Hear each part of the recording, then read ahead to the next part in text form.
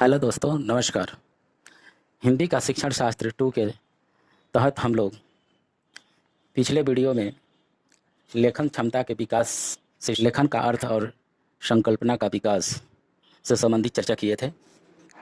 तो अब ये प्रश्न उठता है कि क्या लिखने का संबंध पढ़ने से भी है। इसी पर आज हम समझ बनाने का प्रयास करेंगे कि पढ़ना और लिखना में क्या संबंध है। यहाँ ये बताना चाहेंगे कि पढ़ने और लिखने के कौशल का विकास जो है वह साथ साथ होता है। जब हम लिखते हैं तो उसे पढ़ते भी जाते हैं। एक कौशल का विकास दूसरे कौशल के विकास को प्रभावित करता है। प्रश्न उठता है कि क्या बच्चे लिपि चिन्ह को जाने बिना भी उन्हें पढ़ सकते हैं। ये तो आप जानते हैं कि बच्चे आड़ी तिरछी रेखाओं के माध्यम से अपने मन की बातों को अभिव्यक्त करते हैं। आपने अपने घर में या पास पड़ोस में देखा होगा कि जब आप बच्चे को पढ़ने के लिए कहिएगा तो बच्चा उसको रट लेता है और उंगली घुमाते हुए आगे बढ़ता है और लगेगा कि वो बिल्कुल किताब को पढ़ रहा है, लेकिन यहाँ पर उसका वो शब्द कुछ और बोलता है या उसकी उंगली कहीं और रहती है। तो ऐसा भी होता है कि बच्चे जो है बिना लिपि के याद कर लेते हैं और लगता है कि वो पढ़ रहे हैं। तो इस चीज़ को भी हमें समझना होगा। अब है कि वो कैसे पढ़ लेता है, तो वो चित्र देखता है, चित्र के माध्यम से वो जानता है कि ये किस चीज़ का फिगर है, तो उस वर्ड को बोल देता है। अब नीचे लिपि लिखी हुई है तो उस लिपि का उसे ज्ञान नहीं है, लेकिन लगेगा कि वो पढ़ रहा है, तो उसका पढ़ने का माध्यम वहाँ पर क्या हो जाता है कि जो चित्र को देखता है उसके हिसाब से उसको वो पढ़ लिया। अब हम कक्षा में लेखन के परिप्रेक्ष्य में एक बार फिर इस चीज़ को समझने का प्रयास करेंगे, संबंध बनाने का प्रयास करेंगे कि पढ़ने लिखने का संबंध जो है क्या समझना अनिवार्य है। जैसा कि पहले चर्चा कर चुके हैं, ये दोनों प्रक्रियाएं एक दूसरे की पूरक हैं। पठन में सीखी गई अवधारणाएं और कौशल लेखन में काम आते हैं और लेखन की पठन में। अतः बच्चों के लिखित संदेशों को उन्हीं के द्वारा पढ़ाया जाना चाहिए तथा पढ़ी हुई सामग्री से संबंधित लेखन का कार्य देना चाहिए।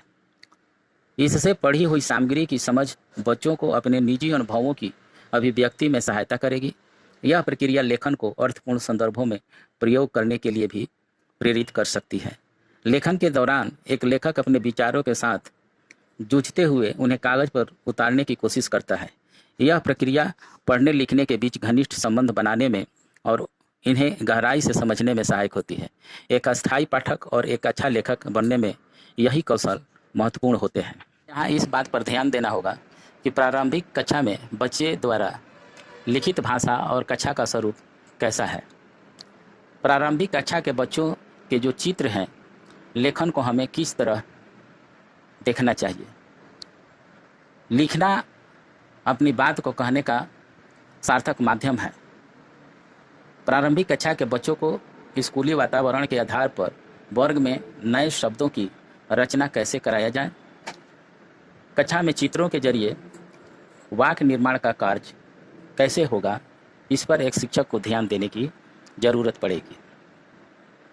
अब यहाँ हम चर्चा करेंगे कि प्राथमिक कक्षाओं में लेखन कौशल के विकास के तरीके जो है वह क्या हो सकते हैं।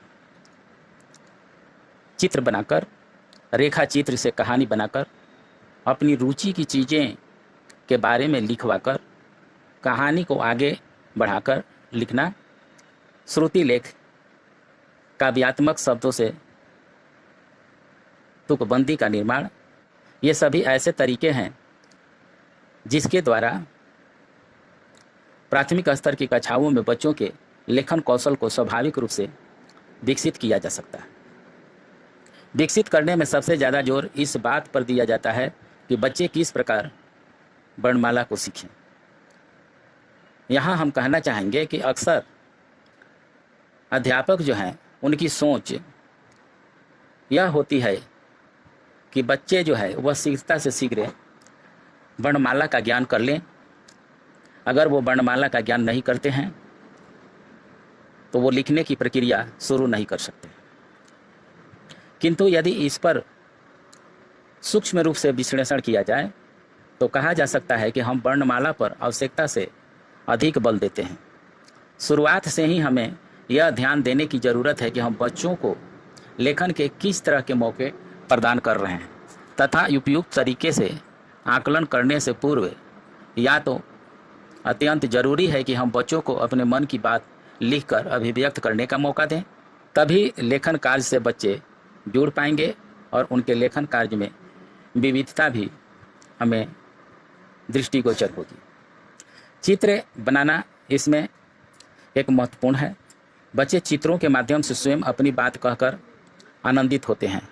उन्हें अपनी बात बोलने के अलावा एक और ढंग से कहने का इस चित्र के माध्यम से अवसर मिलता है, परंतु शिक्षक या अभिभावक बच्चों के चित्र लेखन पर ज़्यादा गौर नहीं करते या फिर यह समझ नहीं पाते हैं कि यह शुरुआती लेखन से जुड़ा एक चरण है।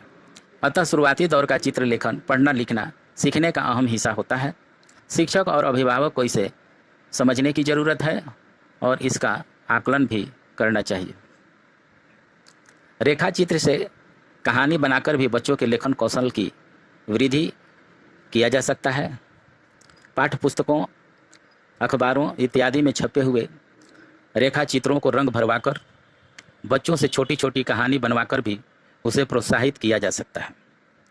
बच्चों की रुचि के अनुसार अखबार या पत्रिका में से कुछ चित्र काटकर कक्षा में प्रदर्शित किया जा सकता है और इन पर चर्चा भी बच्चों के बीच कराई जा सकती है। चित्र आकर्षक हों, चित्रों में बातचीत करने की भरपूर संभावनाएं हों, इस तरह के चित्र का ही चुनाव किया जाना चाहिए। चित्रों को चुनते समय इन बिंदुओं पर हमेशा ध्यान देने की ज़रूरत है। बच्चों के परिवेश से जुड़ाव, उनकी किस चीज़ में मन लग रही है, अर्थात उनकी रोचकता, उनकी अपनी अस्पष्टता, इन सारी चीज़ों को,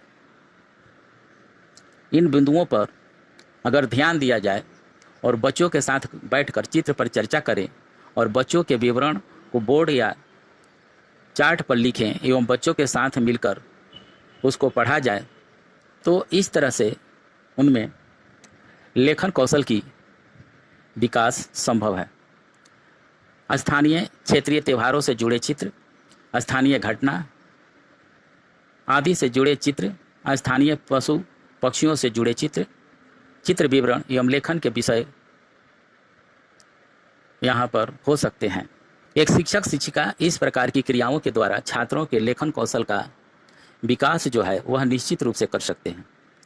इस प्रकार की गतिविधि द्वारा बच्चा चित्र पर भी अपनी भावनाओं को लेखन कौशल द्वारा व्यक्त कर सकता है।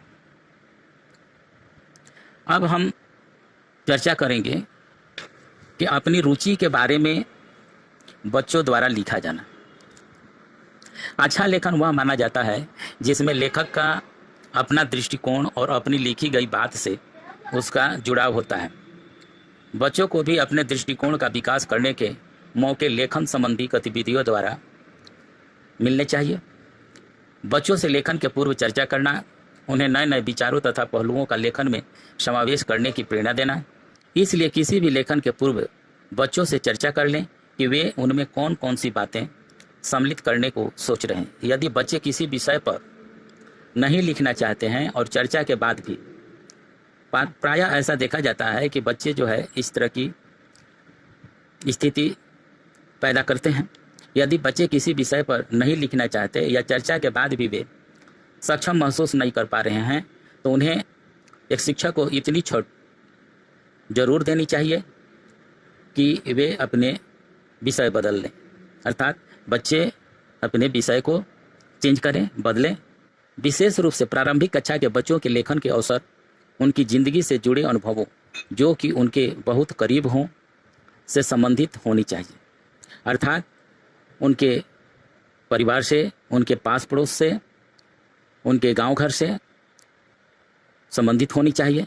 इससे बच्चों को यह स्पष्टता रहती है कि क्या क्या लिखना है और कैसे लिखना है, और उन्हें अपनी बात खुलकर कह देने से उनके अपने दृष्टिकोण का निर्माण होता है। साथ ही बच्चों का आत्मविश्वास भी बढ़ता है। इसी प्रकार कहानी को आगे बढ़ाकर लिखने की प्रक्रिया को जारी रखा जा सकता है। हम कहानी को आगे बढ़ाकर भी प्रारंभिक कक्षा के छात्रों का लेखन कौशल बढ़ा सकते हैं। कहानी के मूल संदर्भ में परिवर्तन करके कि यदि ऐसा होता तो क्या होता, तब निश्चय ही बच्चा अपनी कोमल कल्पनाओं से विविध संदर्भों को सन्निहित करते हुए नजर आएगा। धीरे धीरे उनकी रुचि कथा लेखन के प्रति बढ़ती जाएगी। बच्चों के साथ मिलकर आसपास रहने वाले पालतू जानवरों के घरों के बारे में भी चर्चा किया जा सकता है और बच्चों को सोचने का मौका दिया जा सकता है। अगर जानवरों के घर बदल दिए जाएं तो क्या होगा? इसी तरह के प्रश्न बच्चों से किए जा सकते हैं। अगर कबूतर को कौवे के घोंसले में रहने दिया जाए तो क्या होगा? चींटी के घर में अगर केचुआ रहे तो क्या होगा? तो कई इस तरह के प्रश्न हैं जिसे बच्चों से किया जा सकता है और इससे उनकी लेखन क्षमता को बढ़ाया जा सकता है। इन गतिविधियों से निश्चय ही बच्चों में लेखन के प्रति अभिरुचि जो है वह बढ़ते जाएगी। अगले वीडियो में हम लेखन से ही संबंधित श्रुति लेख, लयात्मक शब्द से तुकबंदी करना, पत्र लेखन, कहानी लेखन, विज्ञापन लेखन और विभिन्न उद्देश्यों के लिए लिखना, इस पर चर्चा करेंगे। धन्यवाद।